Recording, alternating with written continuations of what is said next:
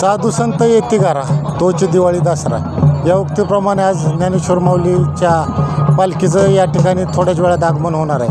हा आपण जो या ठिकाणी थांबलो हा या ठिकाणी माऊलीचं गोल रिंगण पहिलंच गोल रिंगण होतं. वास्तविक पाहता याच्या अगोदर सदाशिवनगरला हे रिंगण होत होतं, मात्र त्या ठिकाणी जागा कमी पडत असल्यामुळे सन 2016 सालापासून या ठिकाणी रिंगण होतं. आणि आनंदाची गोष्ट एवढीच आहे की हा जो माऊलीची सेवा करण्याची आम्हाला आमच्या ग्रामपंचायतीला संधी मिळते. धार्मिक महत्त्व काय रिंगणाची सुरुवात का म्हणून झाली? रिंगणची सुरुवात आता ही बऱ्याच जुन्या वर्षापासूनची आहे. 150 वर्षापासून रिंगण आहे आणि शितोळे सरकारचे घोडे या रिंगण सोहळ्यात असतात. बऱ्याच वर्षापासून जवळजवळ 150-200 वर्षापासूनची परंपरा आहे आणि हे असंच पिढ्यानं पिढ्या चालू आहे. सदाशिवनगरमध्ये पूर्वी रिंगण होत होतं, तिथं जागा कमी असल्यामुळं आता पुरंदवड्याच्या इथं रिंगण होत आहे. आज पुरंदवडे गावात संत ज्ञानेश्वर महाराजांची पहिले पालखीचं गोल रिंगण आहे आणि या गोल रिंगणाची तयारी गेली 10-12 दिवस झालं.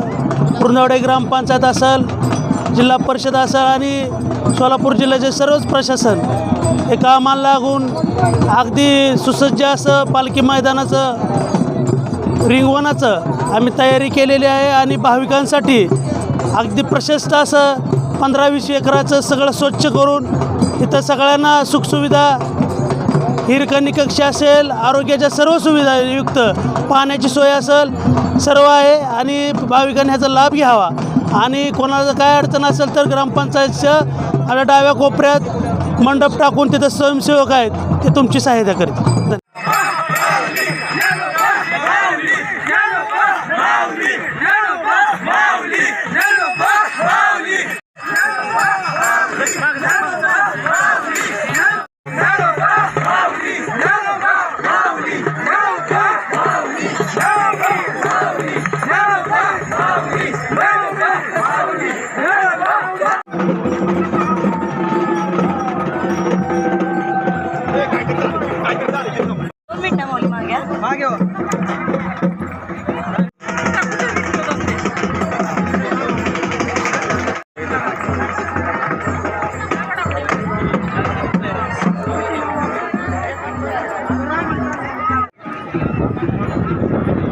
वारीची ही प्रथा परंपरा जुनी आहे आणि त्या संदर्भात आपण आता ह्या वारीमध्ये जो पहिला गोल रिंगण होतो त्याचा आज अनुभव करणार आहे.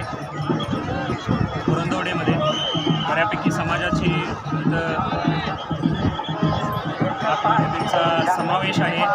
आज बऱ्यापैकी सगळे वैष्णव या एक आगळा वेगळा सोहळा आणि त्याच्यातला जो छंद लुटण्याच्यासाठी आज जमा झालेले आहेत.